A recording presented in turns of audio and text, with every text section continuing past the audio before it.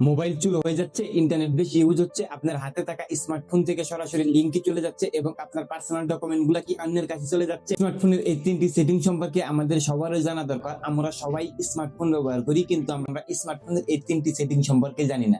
আজকের ভিডিওতে আমি আপনাদেরকে শেখাবো কিভাবে স্মার্টফোনের এই তিনটি প্রবলেম সলভ করবে।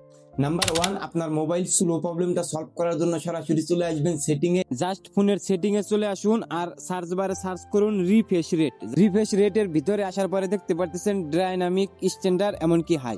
এখান থেকে জাস্ট ডাইনামিকটা সিলেক্ট করে দিন, এমনকি সেভ করে দিন। নাম্বার টু, আপনার মোবাইল ইন্টারনেট ব্রাউজিং এর সময় যে অ্যাপস গুলা রয়েছে সেই অ্যাপস গুলার থেকে বেশি ইন্টারনেট ইউজ হচ্ছে, এই প্রবলেমটা সলভ করার জন্য সরাসরি চলে আসবেন সেটিংসে আসার পরে জাস্ট সার্চ করুন ডাটা সেভার। জাস্ট ডাটা সেভারটা সার্চ করার পরে উপরে দেখতে পারতেছেন এরকম একটি অপশন আসবে, এখান থেকে ডাটা সেভারটা অন করে দিন।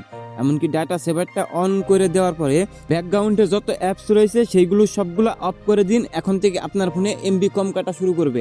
নাম্বার থ্রি, আপনি যদি আপনার ফোনের এই সেটিংস গুলো অফ করে রাখেন তাহলে আপনি আপনার ফোনের যে অ্যাপস গুলো রয়েছে সেই অ্যাপস গুলা থেকে ডিরেক্ট কোনো লিঙ্কে নিয়ে যেতে পারবে না এবং আপনার যে পার্সোনাল ডকুমেন্ট গুলো রয়েছে সেই পার্সোনাল ডকুমেন্ট গুলো সেভ থাকবে। আপনারা সরাসরি চলে আসবেন সেটিংসের ভিতরে আসার পরে জাস্ট সার্চ বারে সার্চ করবেন ইনস্টল অ্যাপস।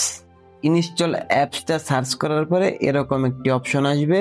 এরকম একটি অপশন আসার পরে এখানে দেখতে পারতেছেন নো সিলেক্ট করা আছে। এখান থেকে জাস্ট আপনার যে অ্যাপসটা আপনার কাছে ডেঞ্জার, এমনকি যে অ্যাপসটা মনে হবে যে এই অ্যাপস থেকে আপনার কোনো লিঙ্কে গিয়ে আপনার কোনো পার্সোনাল ডকুমেন্ট এর প্রবলেম হওয়ার চান্স আছে, তাহলে আপনি সেই অ্যাপসটাকে নোতে দিয়ে দিবেন।